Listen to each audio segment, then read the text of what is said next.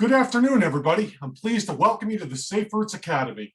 My name is Bill Revere, and I am the Safe Routes to School Coordinator from the New Jersey Department of Transportation's Bureau of Safety, Bicycle, and Pedestrian Programs. The Academy features hands-on interactive sessions to help participants make their communities more walk and bike friendly for all users. I would like to thank the New Jersey Bike and Walk Coalition for their partnership in helping us to bring this and the other Safe Routes Academy sessions to you. Before we get started, I do have a couple of housekeeping details. First, this session is being recorded, and after the summit, the recordings of this and all the other Academy sessions will be made available on the New Jersey Bike and Walk Coalition and New Jersey Safe Routes websites. Second, in order to move today's session along, we'd like everyone to use the chat function for questions. This session, Building Municipal Support for Better Streets, features local advocates from several New Jersey communities who will be sharing their experiences to highlight methods, tactics, and lessons learned for building local support and making changes to make walking and bicycling safer and more desirable modes of transportation in your communities. We will begin with an overview of the Complete and Green Streets for All Model Complete Streets Policy and Guide by Leanne Von Hagen from the Safe Routes Resource Center at Rutgers University. Implementing a complete and green streets policy is a great way to ensure that your community creates transportation networks that serve all modes and all users. Candace Faust, co-founder and chair of the Eatontown Complete Streets Advisory Committee, will discuss the work of the committee, how Eatontown became the first town in the state to adopt the Complete and Green Streets for All model policy by ordinance, and what the committee has planned next. Jennifer Duckworth, chair of the Milburn Pedestrian Advisory Board, while she couldn't join us today, she pre-recorded a presentation. She'll discuss the structure of the advisory board, what tactics and strategies have helped the advisory board reach their goals, and the importance of resilience and public outreach when seeking to make local change. Sean Meehan, vice chair of the Highland Park Safe Walking Committee and Cycling Committee, will discuss the structure of the committee and how it was established by ordinance, what factors have led to local success, and what the committee has planned to keep pushing progress in Highland Park. I hope you join us for all our Academy sessions this week. You can still sign up for tomorrow's Bike and Walk sessions on the Coalition's registration page. I'll now turn it over to Highland Park legend, Sean Meehan.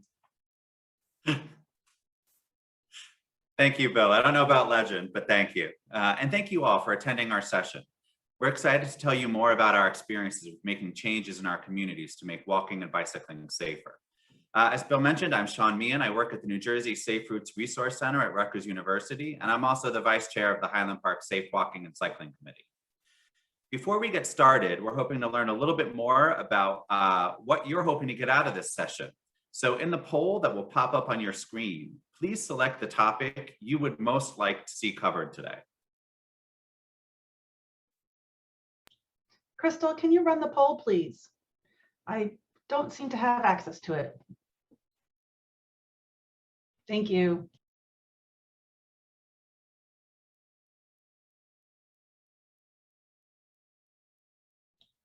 So hopefully everybody's seeing the poll on the topics you would like to see covered today. So the first one is how to get started with improving safety for people walking and bicycling, how to pass complete streets policy or ordinance, how to start a municipal advisory committee, how to get more people interested in walking and bicycling more, or how to overcome local opposition to building infrastructure for walking and bicycling. So we'll give you another little bit to answer. We've got about half the people.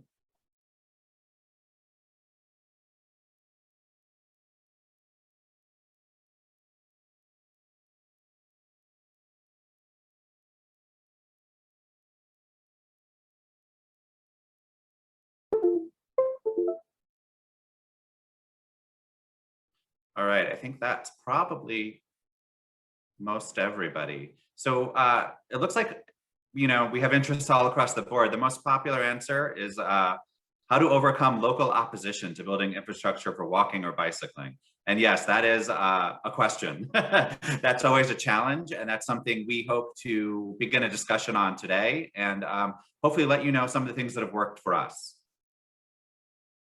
Thank you all for participating in that. Now we're going to turn it over to our first speaker. Our first speaker is Leanne Von Hagen from the New Jersey Safe Routes Resource Center, who's going to give us an overview of the Complete and Green Streets for All model, Complete Streets Policy and Guide. So take it away, Leanne. Thanks, Sean. Okay, so like everybody said, I'm Leanne Von Hagen. I manage the Safe Routes and the Bicycle and Pedestrian Resource Centers at Rutgers University, which is funded by our state Department of Transportation. So thank you, Bill Revere. I'm going to talk to you very briefly about Complete and Green Streets so we can get on to our other speakers. Let's see. Okay, so with this audience, I feel you all should know about Complete Streets, or probably do know about Complete Streets at least somewhat, which do consider the needs of all roadway users, all travel modes, including people walking, biking, transit users of all ages and abilities. And in many ways, Complete Streets has been a success in New Jersey. The Department of Transportation adopted their policy in 2009. In the last 10 plus years, we've had 169 towns and 8 counties pass their own Complete Streets policies. And I'd like to think that means we're making dramatic progress to making roads safer for people who walk and bike. However, the bad news is our fatality numbers don't necessarily make that case. In the past few years, 34% of all motor vehicle involved fatalities were people on foot or by bicycle, which is twice the national average. This makes New Jersey a federally designated pedestrian and bicycle focused state. At the statewide level, every month, an informal group of people representing organizations interested in discussing better, safer, more equitable streets for New Jersey meet to coordinate efforts working with towns and counties in New Jersey about adopting Complete Streets policies. A few years ago, it did become clear to us that although there were more and more policies being adopted, sometimes the quality of the policy content wasn't there, or it was sort of all over the place. And by the way, this group is open to anyone who wants to join. So if this New Jersey Complete Streets Working Group is something you're interested in, please reach out and we'll get you hooked into the monthly meetings. So after years of so many towns passing resolutions, but no further progress, it left our working group members wondering what happened to implementation. And we know transportation decision-making includes many areas outside of traditional transportation topics like public health or stormwater management and green streets, or economic impacts and equity. Yet policies were also not acknowledging those connections. We also acknowledge the need to encourage stronger policy adoption. The way I like to explain it is there are resolutions, which are the whereas type statements, the policy, which is the process and actions designed to ensure policies like Complete Streets are routinely considered in transportation decisions, and the gold standard, which I like to call the ordinance, which is law that can be enforced and becomes part of a searchable record of municipal laws. So the Complete Streets Working Group goal was to create a model policy that propels New Jersey into the next decade of working to make our streets safer and accessible for all.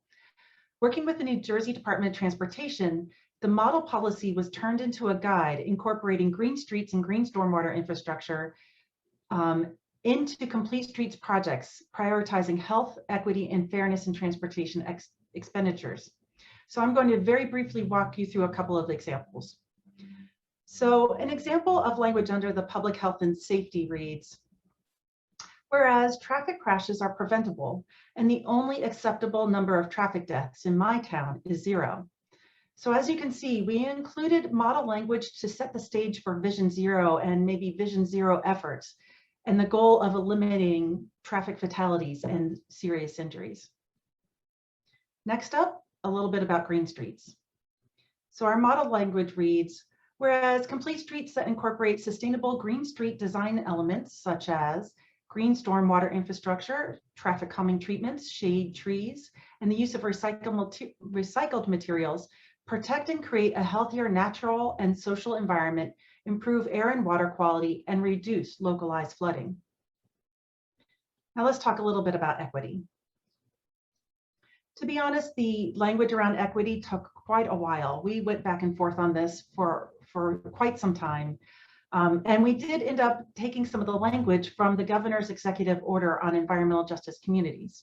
So part of our equity section reads, whereas low and moderate income areas, whether in rural, urban, or suburban communities, are typically the least safe for pedestrians and bicyclists, especially for children walking and bicycling to school, due to long-standing infrastructure disparities and higher concentrations of streets with faster moving and higher volume traffic.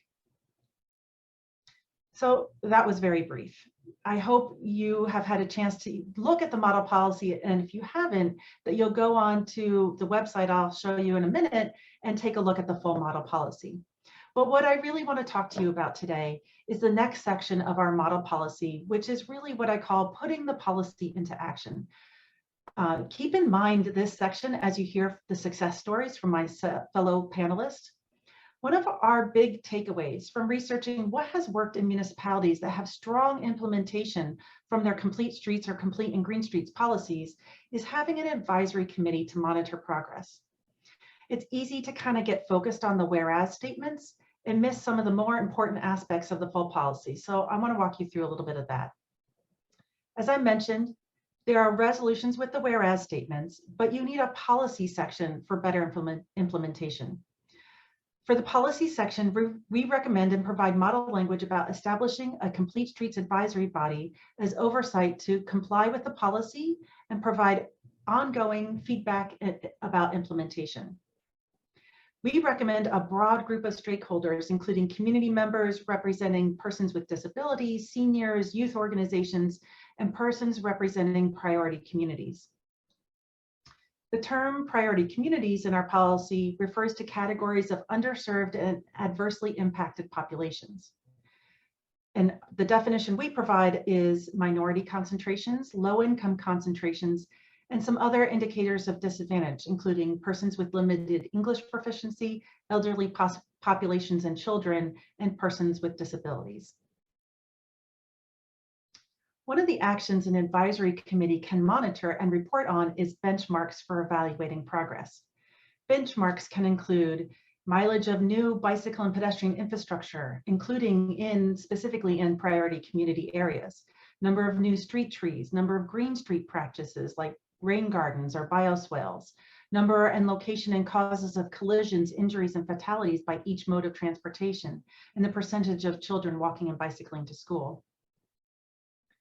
Finally, we found towns with a stronger implementation adopt and use complete streets checklists. Our State Department of Transportation uses checklists for evaluating state road projects. We enhanced the current New Jersey DOT checklists in the model policy to include green streets, equity considerations, and created a new checklist for maintenance. Another way the advisory committee can strengthen implementation is to be part of the checklist review process. And you'll hear a little bit more about this from Eatontown. So that's a brief overview of the model policy. For those who are interested in Sustainable Jersey points, prior to this year, there were 2 Sustainable Jersey actions for complete streets that are now retired. We combined the 2 actions into one and updated it to include the New Jersey DOT model policy language. The new Complete and Green Streets for All action has variable points that gives you more points for the more that you do. The new action adopts the language of the model policy and has health, equity, and green streets as part of each tier.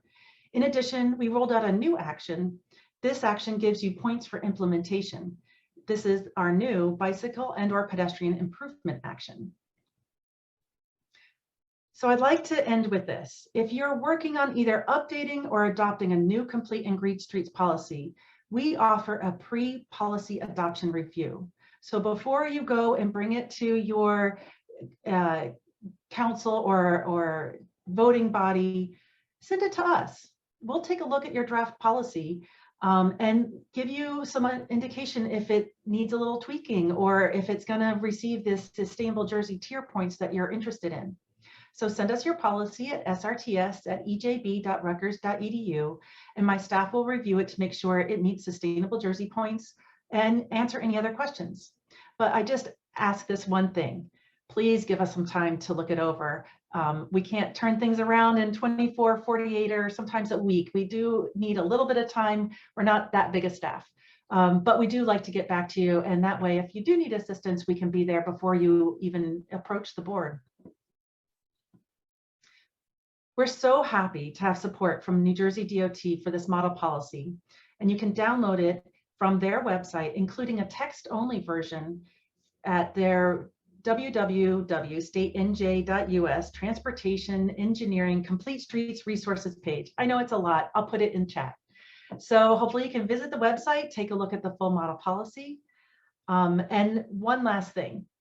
Just last week, New Jersey DOT Division of Local Aid announced the grant solicitation period for the 2022 Safe Routes to School program is now open, and applications are being accepted from now until October 14th. My team at the Safe Routes Resource Center will be conducting the webinar trainings on how to apply for these federal funds over the next 4 months. You've got a little time, but we're actually doing a little preview tomorrow morning at 9:30. If you want to join that session, it's still time to sign up. So staff at these 4 webinar dates, from staff from the Local Aid Resource Center and the Local Aid Division of the Department of Transportation will be on hand to answer your questions about this grant application. So please do join us, and you can register at the saferoutesnj.org website. Thank you for your time. I hope you enjoyed my presentation. Feel free to reach out to myself or my staff at the New Jersey Safe Routes Resource Center, and please stay safe and healthy. Thank you so much. Thank you, Leanne. Our next speaker will be Candace Faust, co-founder and chair of the Eatontown Complete Streets Advisory Committee. So when you're ready, Candace, share your screen and take it away. All right, hello everyone. I'm just pulling everything up here for you.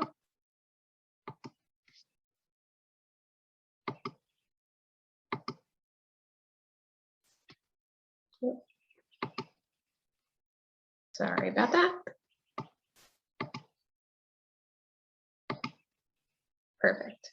All right, everyone can see. I'm here to give you an overview of Eatontown's experience adopting the Complete and Green Streets for All model policy by ordinance and the positive effects it's had on our town. But first, I wanted to give you a little bit of background, kind of how it all began. Oh, sorry, go back here. Here, hold on. This thing went a little nuts, I apologize.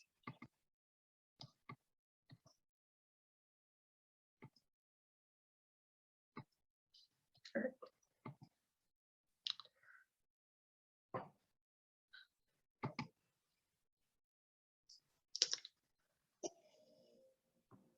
Sorry about that. Okay. So a little bit of background. In 2017, Eatontown was re-examining its master plan. The borough wanted to make sure that it was so inclusive that the planning board created a subcommittee to speak with all the committees and boards and commissions in town.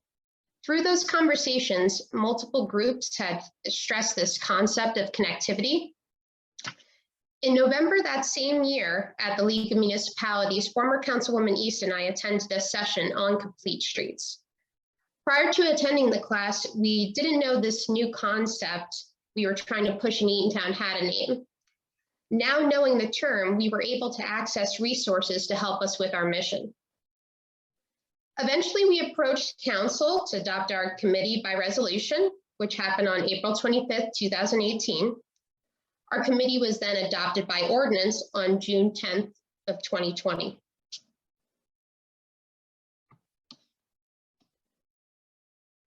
Our committee consists of groups that advocated for complete streets at the master plan reexamination meetings. Our regular members consist of representation from the Shade Tree Commission, the Traffic Advisory Committee, the Environmental Commission, the Beautify Eatontown Committee, the Historical Committee, and the Local Board of Education.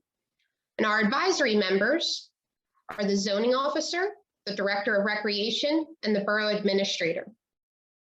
When we were adopted by ordinance, we also added membership to help represent advocates and priority communities within our municipality. Creating a safe, environmentally healthy, equitable, accessible, and convenient transportation options for users of all ages and abilities and all modes of transportation. This can only happen when everybody is invited to the discussion. And I believe much of Eatontown's success is due to our inclusivity. The borough has won 4 grants associated with Complete Streets projects and initiatives to the state, totaling in $338,000. Fun fact for you guys, our first grant was a $3,000 Get Active New Jersey Prevention Network grant. We used this to place a stone dust path along the woods and lake at Wampum Veterans Memorial Park. We heard about this grant in the 2018 New Jersey Bike and Walk Summit. So please continue to attend these sessions and engage these professionals. There's money out there to fund your projects. And you can see this picture here is our completed path and some families fishing and walking along it.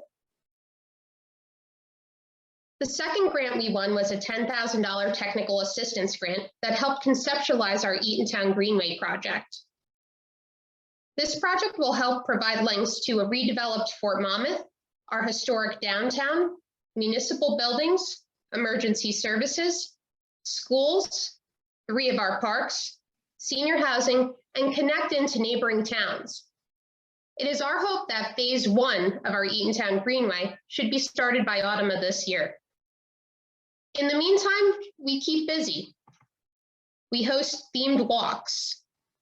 You can see this one here was a walk with our emergency services, and we also did an arboretum tour with a guided arborist and our historical walking tour. We also keep an updated list of repairs and improvements, which we submit to the borough administrator. And we are currently in the process of acquiring more bus stop shelters for our residents and travelers. We're working very closely with our traffic advisory officer.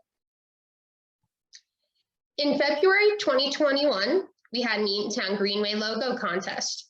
This will be the logo for all signs along our greenway. Our recreation department has also purchased mini libraries to place along the greenway. We are currently working with the NJDOT local bicycle and pedestrian planning assistance program on a town-wide bike and walk audit. So thank you, Bill, there. So that's a little background on how we were created and some of the work we have done. Now I'd like to share with you something Eatontown is extremely proud of, and that is our Complete and Green Streets for All policy ordinance. Our group had looked at the county and borough Complete Streets resolutions from 2014 and had noticed that newer resolutions towns were putting out had so much more information and clarity. At that point, I had reached out to Leanne Von Hagen to learn more about the towns that had the most up-to-date resolutions. After reviewing those and discussing with the committee, we had a follow-up phone call, talked about some additional green language, and the NJDOT checklist. With the most up-to-date resources from Rutgers, Sustainable Jersey, and the NJDOT, and all other prior resolutions, checklists, and concepts we discussed as a group, our draft ordinance was created, and the last step was to have it go for review through the borough administrator and then the council. Our new policy was adopted on May 22nd, 2019. Eatontown was the first municipality in the state to adopt this new Complete and Green Streets for All model policy by ordinance. We're extremely proud of this. So I explained the history of the group, the creation of the policy, and now I'll talk about the positive effects having this ordinance and checklist has had on our town. The checklist addresses pedestrian, bicyclist, and transit accommodations that should be included in applications made before the town and by the town. In Eatontown, the applicants, professionals fill out the checklist, which is sent to corresponding board professionals, the zoning and planning board members, and also the Complete Streets Advisory Committee for review. This checklist focuses on things our professionals and board members advocate for, like sidewalks, bike racks, street trees, but it takes the human error out of the equation. How many times have we seen a development or commercial building pop up with no sidewalk, no vegetation? It's not because the town doesn't care or the professionals are being lazy. It's the fact that we are all human and things get missed. This checklist just gives us an added layer of protection.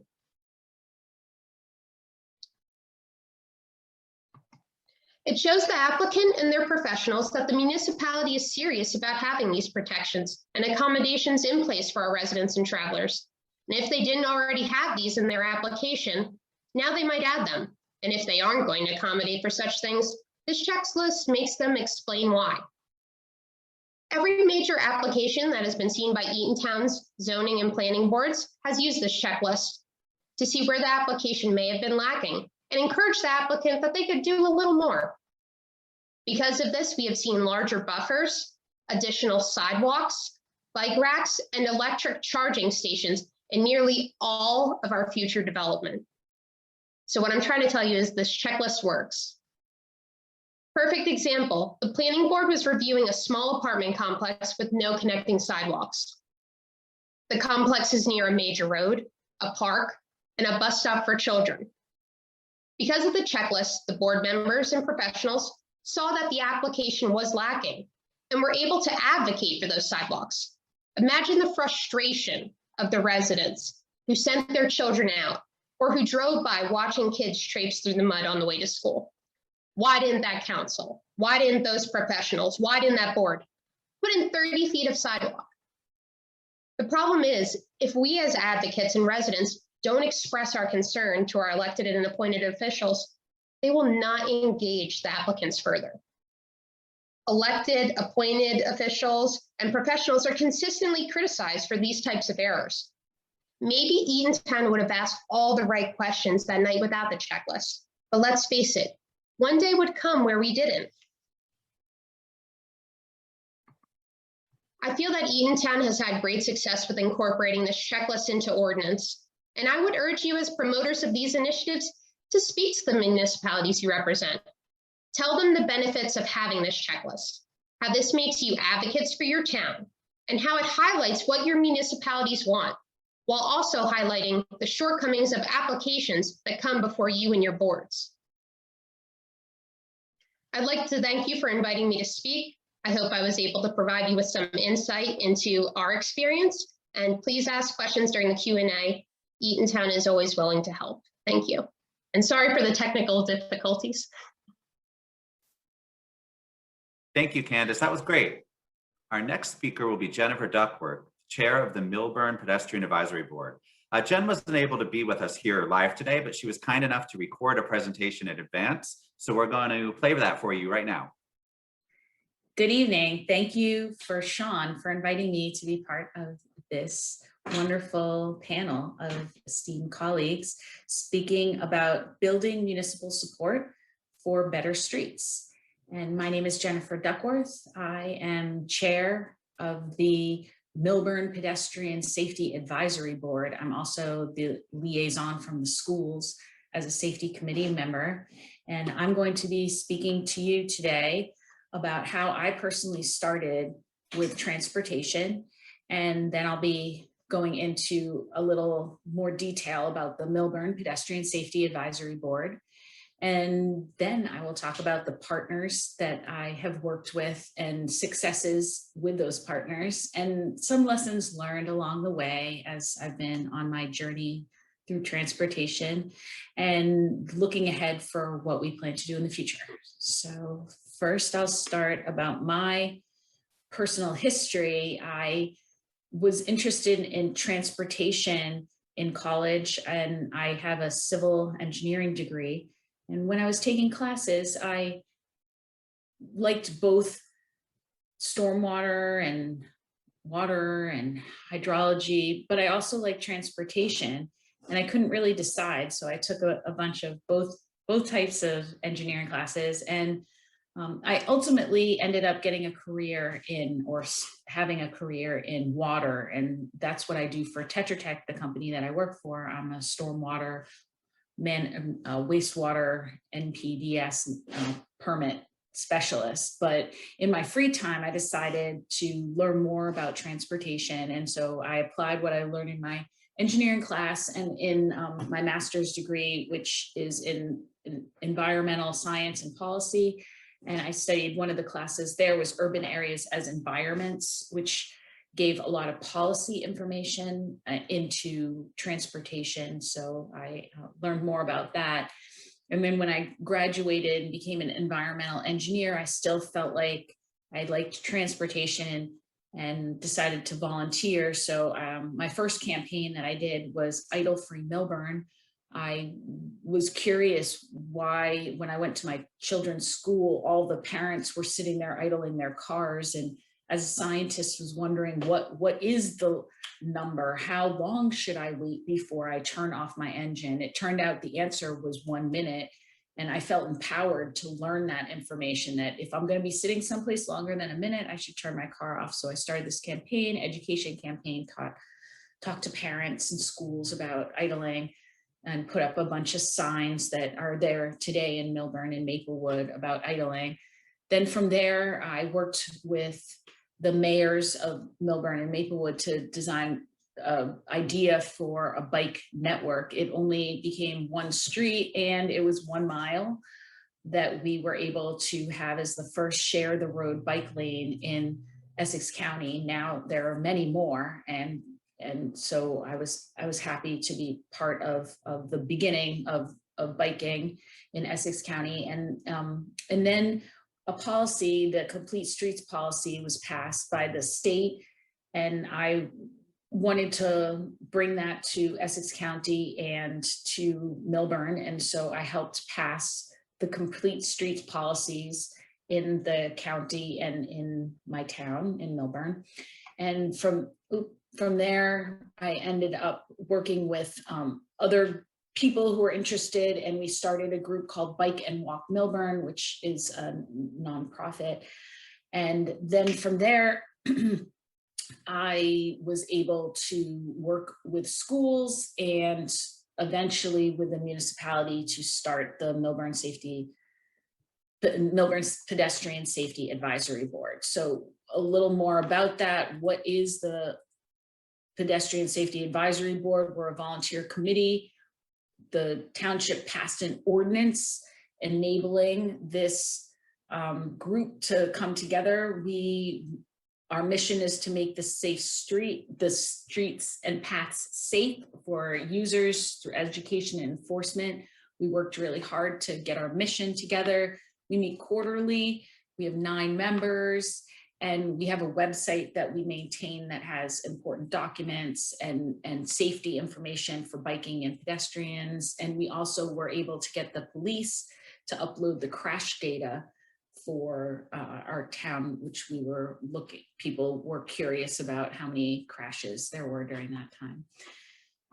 So now I'm going to talk a little bit about the partners that I've been working with. So initially, when I started to work on this, I was going through the town, and I found that there were some political struggles that we had in our town with the complete streets and implementation of putting incomplete streets in the downtown. So what I decided, because there was such a controversy, I needed more allies. So I went to the schools, and the schools were very interested in safety as an issue, as it affects the children going to school, and were quick to jump onto this program, the Safe Routes to School program. And so we were able to go through the process and to achieve gold level standards after a couple of years of trying to achieve them. And now we're working on travel plans for all the schools, and we have a whole board of people, from one representative from each school, and we meet monthly to talk about issues at the schools. We've met a little less this year because of the COVID and kids not going to school. So we didn't need as many safety issues, but we still talk about crossing guards and the busing and making safety adjustments to different intersections around the schools. So we also worked with New Jersey Bike and Walk Coalition to find out what other towns have done and to attend these kind of programs. And we appreciate all the advice that they gave us. And then we partnered with other municipal boards like the Environmental Commission and the Rec Department. We spoke with them to find out who would be our partners in the town, and the police. We worked with a lot with the police to try to formulate an idea for how we could all work together to be on the same page. We also worked with health organizations such as Opportunity Project, and which is a brain injury organization that is in Millburn. So we were fortunate to have a related organization. And then we also worked with Sensational Therapies, which is a occupational therapist who helps for children to learn how to ride bikes. And we also partnered with a bike repair company to help us to achieve some of our goals of taking bikes out of the trash. And also we did a bike swap where we had people bring bikes and to fix them up and then swap them with other people. And all of these partners together helped us to make our Millburn Bike Week that we had this year, which was April 17th to the 24th. And we had a number of activities with these partners coming together to celebrate biking in Millburn. We had a number of virtual classes to learn about helmet safety, safe riding, rules of the road, and we all came together. So what worked was actually getting out there, talking to people, having events. For many years, it was just a political discussion about the roads and complete streets, and actually going out, excuse me, going out, finding people in the community who had the same kind of ideas about safety, about health, and educating the community on the benefits of biking and walking, and how as a community we could all really have some benefits, so that there are different groups that care about different things. So finding out how to bring those people in was really a key for us. We worked on updating the master plan to include safety elements, and we talked to a lot of public officials about how we can make safety a priority and reduce the number of pedestrian strikes and the number of cyclist strikes in our town, which before this effort were many, or more than one is too many. So or any more than zero. So we worked hard, and we have, when you look at our data, we have been able to reduce the number of crashes in our town. And so we feel empowered that we can do things. So that's what our success is. And then here are some pictures for you of what works. So here's a picture of our bike swap, people coming together. We painted stencils at all the schools that we had a high school group paint stencils. We held helmet safety events, and here's a picture of the stencil, and it says, "Be smart, be safe, look out for each other." And we've been working with the schools to get these painted at intersections, so that when you're walking and if you're on your phone, you'd be prompted to look up. So a couple of things that didn't work for us was when we weren't doing public outreach, and we just assumed that it made sense, that, oh, this safety makes sense, everyone should be on board. Unfortunately, hoping for everyone to come along really didn't work out. We had to do that public outreach. We had to put in the time. We had to find funding and speak the language of that. If we do these different certifications and put in the time, that funding will be available to us in the form of grants. And also we would be more able to have an idea of when funding becomes available, what projects we would like to implement. We also learned that public officials turn over, and so do staff members. So just as you think that you have all this support, then there's an election and people change. And also in the other direction, just like you feel like you don't have a lot of support, perhaps a new public official might come in and be more supportive toward what you're trying to do. When we didn't have volunteers it was really hard. So trying to bring people along, it takes time to bring people in, and it takes effort to have volunteers to do things. And also I write this in here, the cyclical nature of environmentalism. It's just that I've been working on this for many years, and there's been many challenges over the years with public perception of safety and automobiles and health and cycling.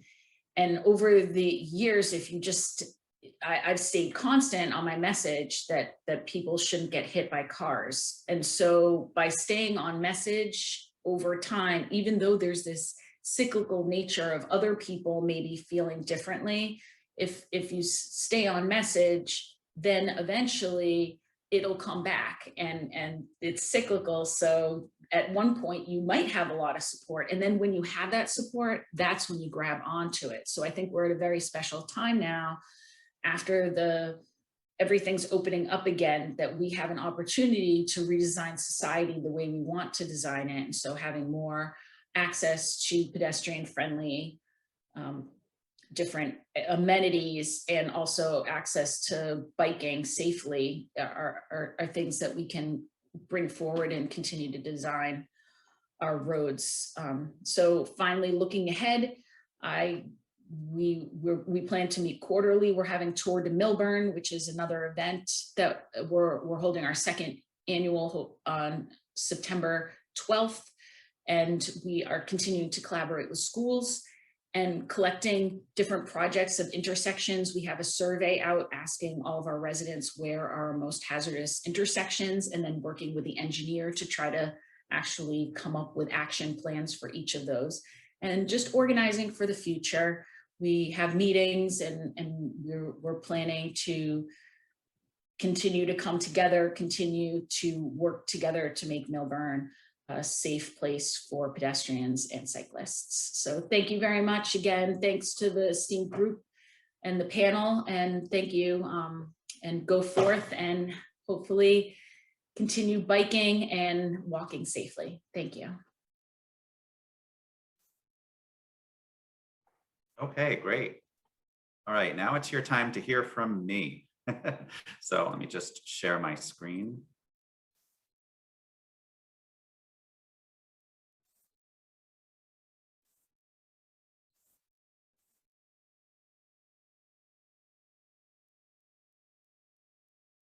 All right, so as I mentioned before, I am the Vice Chair of the Highland Park Safe Walking and Cycling Committee, which we affectionately know as SWAC in Highland Park.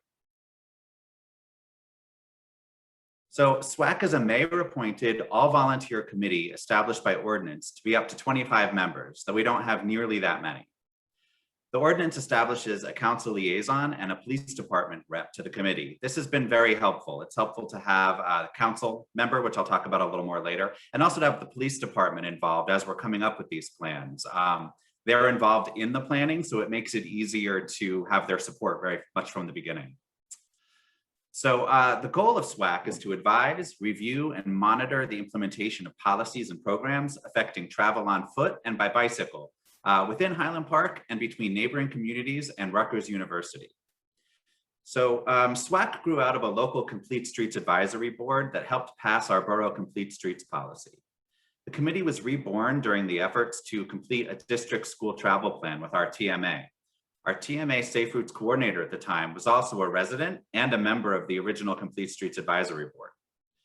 To build on the success of the plan partnership, SWAC was established to work with other township committees to secure funding to implement the school travel plan and to usher new projects forward. So as I mentioned, the council and mayor were pleased with the school travel plan, and a former council member wanted to start a committee to keep the project moving forward. She contacted my colleague, Trish Sanchez, and Trish brought me in. This is kind of the way it's continued to work. We've mostly relied on word of mouth and friends recruiting friends for new members. So Highland Park is a small town, and people usually know who is interested and who might be willing to help out. We have a dedicated core group right now, but we're still a small committee, and I'd like to get more people. So attracting and keeping members is hard. we've had some significant turnover. To continue moving forward, we focused on working within the existing local committee structure and reaching out to other groups such as Universal Access, Sustainable Highland Park, the Public Works Department, and high school groups for local student reps. It's a mistake for a lot of adults to not reach out to students, not involve high school students. They have amazing ideas, they have a lot of energy, and they can really be a significant help to your groups. So we also rely on partnerships with specific people for specific events and projects. So even if someone can't be a regular member, we keep them informed of what we're up to, and we bring them in to help with some specific program we're working on, such as our annual bike rodeo. Planning and using those plans to apply for funding has been critical to our success. We developed the Highland Park School District Travel Plan and Highland Park School Bike Assessment to document pedestrian and bicycle needs around our schools. Using the data in these plans, we applied for and received 2 Safe Routes to School grant awards from NJDOT to install curb cuts and other pedestrian safety improvements around schools, as well as free design assistance from NJDOT to implement the Safe Routes to School grants. We also applied for and received a local technical assistance grant from NJDOT to develop a pedestrian and bicycle master plan for the borough. This plan is the backbone of the vision we have for our community moving forward and has been adopted into the borough master plan. We also sponsor various walk and bike events, such as bike rodeos, walk to school days, and pop-up bike lane demonstrations. The ordinance that established SWAC also specifies that we get to review development applications before the planning board and advise them regarding bicycle and pedestrian issues. This has been very significant for us. This has allowed SWAC to influence new development and ensure that bicycle and pedestrian needs are reflected in site plans. So we've probably been doing this for about a year or 2 now, very regularly. And we've already seen changes in some of the newer buildings being put up with more bike racks and more thought to bicycle needs and the needs of pedestrians. So this has been a great thing. Here are some of the things that we've learned along the way. Politics are important. We would not have been able to accomplish much of anything without the support and dedication of our council liaison. Having a dedicated council member to help us through the borough process and to garner support from fellow council members has been amazingly valuable. Council support has made projects move forward much more quickly than they would have otherwise been possible. Relatedly, public outreach is also vital. Minor dissent can cause huge problems, especially when elected officials are involved. They have to answer to everyone in the community. So a vocal minority can cause a huge disturbance. So learn from my mistakes and ensure that positive feedback is recorded. For our first pop-up bike lane project, a vocal minority complained loudly and made it seem like everyone hated the project, when in truth, most of the feedback we got from the many residents who participated was very positive. Many more people were supportive of the project than were against it. We should have recorded the positive information better to counterbalance the relatively few but very loud negative opinions. So what's next for SWAC? We plan to continue our public outreach and public events, including our annual bike rodeo, Earth Day event, and participating in street fairs. A lot of this has taken a major slowdown during the COVID pandemic, but we're looking forward to the future and getting more involved in some of these community events again real soon. We found that this has been a great way to maintain a presence and to solicit feedback from the community regarding their issues, concerns, and priorities. It's also allowed us to have real discussions with our neighbors to help them better understand our projects and what we're hoping to do. Many criticisms are often based on misunderstanding. It's important to listen to people, to listen to their concerns, and to make sure that we have these two-way conversations so we can let them know what we're actually trying to do and not what they may think we're trying to do. We plan to move forward by focusing on the implementation of our bike ped plan. Luckily, our borough administrator is a huge ally and intends to implement aspects of the plan during all upcoming roadway maintenance and repaving. So that's great that it'll already be kicking off under our other work, but it's a huge plan. So there's a lot of things in there that we're going to have to identify future funding for, and that's also something SWAC is dedicated to. So we want to continue identifying opportunities for grants and helping the borough apply for these grants to fund these plans. And lastly, I'm jealous of Eatontown. I want to work on passing an updated complete and green streets policy. So that's definitely something I want to get going this year. And hopefully have that in place soon. So that is basically my presentation. So I'm going to stop sharing now, and we're going to do some Q&A. So I know that Leanne has been very busy in the Q&A answering questions already. So that's great. But we did have some questions that came in advance of the session. So we're going to go through some of those as well. So the first question, and Candace, definitely join us, jump in. We want your feedback as well. So what local committee efforts have yielded the most tangible safety benefits in your hometown?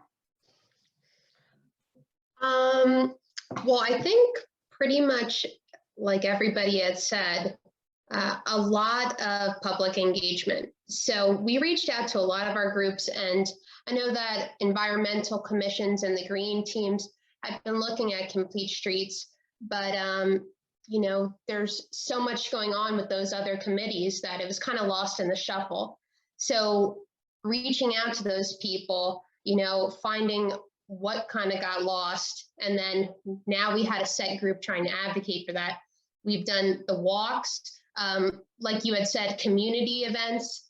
We have a table at Eatontown Day every year, and we have this big gigantic map of the town where everybody like goes in and takes a look, and there's like, oh, that's where my house is, or oh, that's the road I take to work. So it's like right there, and everybody always shoots to the table. We did reflector bracelets and gave them to all the kids. So it was kind of just about engaging everybody, and like you said, you never stop. it never stops. You just have to always keep on going and keep at it. And we had a really good couple council members and liaisons, like you said, that we got on board first thing. We're like, this is what we want. This is what we do. Look at all these great things. Look at this great concept. Don't you want to push for these initiatives? And they were like, yeah. So engaging them early on, giving them all the information and keeping everything positive, making sure your groups are filled with positive people. And like you said, there will be naysayers and there will be not great comments here and there, but just always keeping that positive, always keeping momentum, and making sure you include everyone and anyone you can. Definitely, I agree completely. And I love that you brought up the map. People love maps. You know, people are always willing. We've done that too at a lot of our community events. We have a map of the town, and we're, you know, what's your concern? And it's a great way of getting feedback on issues. You know, I walk all over my town, but I don't walk everywhere. So there may be places I haven't been, and people have definitely pointed out concerns they have that I didn't know about, you know, on these big maps at these events. So it's a great way to both talk to people and also get information. Yeah, big maps, people. That's what it's about.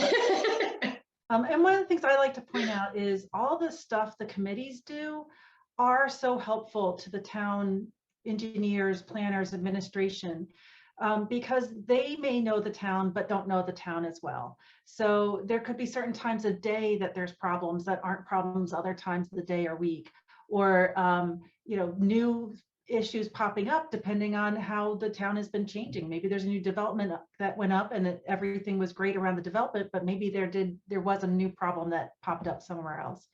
So things do change, and it's advisory committees like this that kind of give not only a space for people to come and say, hey, I didn't know where to go with this problem, but I need somebody to listen, but also help the town prioritize this. Because not, you know, one of the things we know is sometimes the squeakiest wheel gets the grease, but maybe it's not the squeakiest wheel that needs the most priority for improvements. Sometimes it's having committees like these that know who's not at the table and who's not being heard, to help those parts of the communities as well. So it is really important to have, like Candace said, that the positive people on the committee who can, you know, also take a look back and say, are we really listening to everybody? Have we come up with a priority that really is equitable, a priority process? So that's really great. All right. We have some related questions in the chat that I'll go to before our next other one. So have you had success with digital maps in addition to big paper maps in person? I haven't really used digital maps. Have you, Candace? Well, just for fun for myself. Wow. But no, not with we're a very in-person sort of group.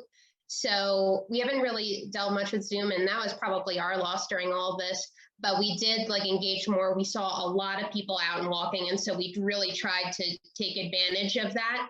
And so now we've got a couple people hooked on our mailing lists and, you know, engaged in those walks, and they really like themed walks. So, you know, that's what we always look for, is a different theme now. So Yeah, I would but agree. no digital maps.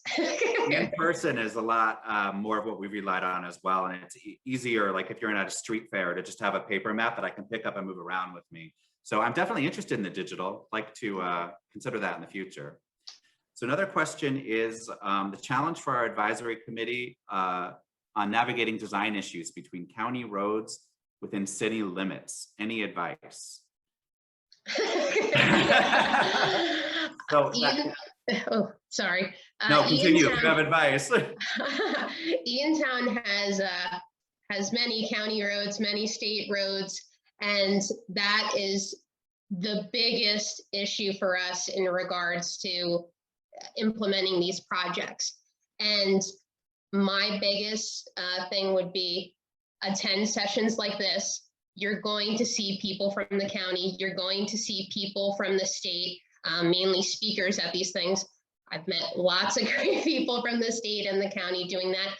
Engage in, you know, your different representatives like Easy Ride and that sort of things. You have these people that have these conversations all over the place, and that are constantly connecting to different, you know, whether it be state, county, town. So it's out there. That's why I said it's always just a constant putting your hands out and trying to meet people and engage people. I think that's great advice. And I also would say it is hard. It's difficult, you know, with different jurisdictions, but don't let that stop you or be a total shutdown, because sometimes I've heard, oh, that's a county road, we can't do anything about that. You know, of course you can try reaching out to the county. Sometimes people give up, or the state for that matter. People give up before they try, and you really can't blame the county for not doing something if you've never alerted them to the issue. So that's not, you know, the case in all cases, but sometimes you just hear the no before the ask, and don't let people get away with that if you can. Yeah. And a lot of times when you're dealing with grants, you're going to have to seek them out anyway to get their approval or get letters, you know, letters of support from them. So engaging them early on, saying, hey, we just passed this ordinance. We wanted to put it on your radar. We know that you passed it a few years ago. Is there anything that county's looking to do? Hey, we have some mutual roads in common. You know, get your officials to reach out to them and just get the dialogue going. That's the most important thing, for sure. That's a great point. And that leads to kind of the next question, which is interesting. I think you and Leanne might have some insight, and it's a situation I find myself in. So I want to hear what you guys have to say. My town has already passed a complete street policy. We already have one. How do I convince them to adopt a complete and green streets policy or ordinance? So how do you convince them, if they already have an older policy, to take that next step? Do you want to hit that one first, Leanne, and I'll piggyback off you? We tried to build in a few carrots, one of them being Sustainable Jersey, and I know not every town participates in that, but if your town is interested in Sustainable Jersey, passing the full model policy is a 30-point winner, and that's kind of a lot of points in that realm. So and we gave you we have the language for you, like in a Word document. You can just kind of fill your name in here in the blanks, and see, you know, if you can get that passed along. So we did try and put some carrots in that way, but the other reasons, and I'd like to say, discussions about equity are also pushing this forward, and in some communities they are, but I will say it's often the conversations around green streets and localized flooding. The DEP updated their stormwater regulations last year. There is now, for especially new developments, some green street requirements that are in there. So, and we knew this was coming. We had the people working on the policy that were, with their ear to the ground, knowing what the changes to the stormwater regs were going to be, so that we can make sure that was part of the policy too.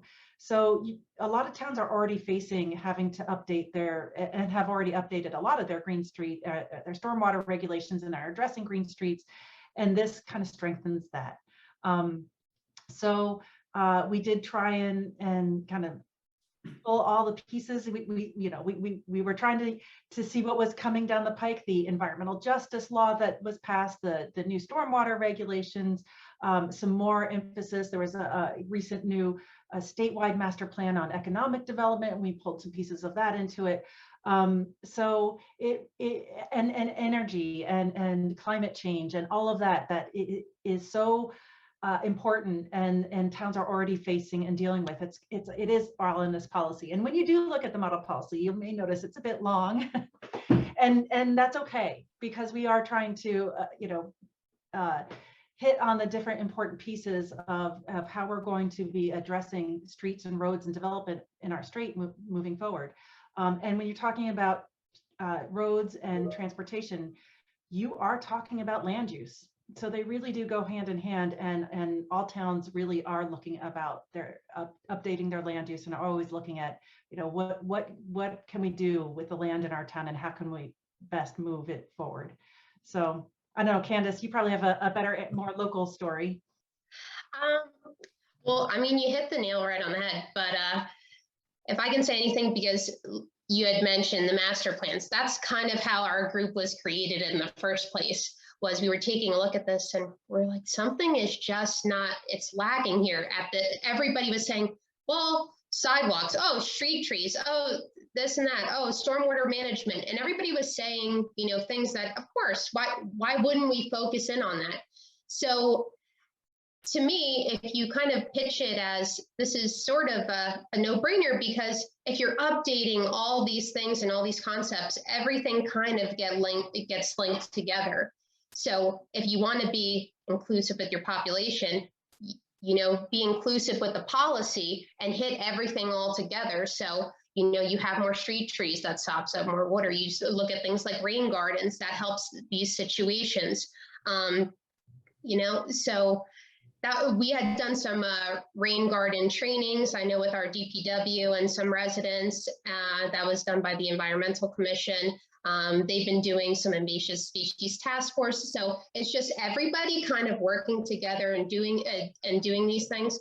But yeah, absolutely. You want not that it's broad, but it brings in such important concepts that having this policy really hits on the major things that will help improve the municipality in the long run. So great.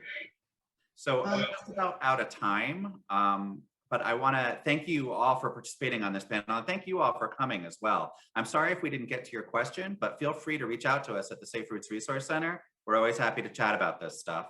So thank you all for attending, and I encourage you guys to participate in the Vision Zero New Jersey Alliance Mixer at 5:30 p.m. and to join us tomorrow for our final Safe Routes Academy presentation called Fund Your Project, Tips and Strategies for Successful Grant Applications. So, just wanting this stuff isn't enough. We got to figure out how to get it. So we're going to try and tell you some tips for that tomorrow. So definitely make sure you're with us. So thank you, everybody. Thank you. thanks.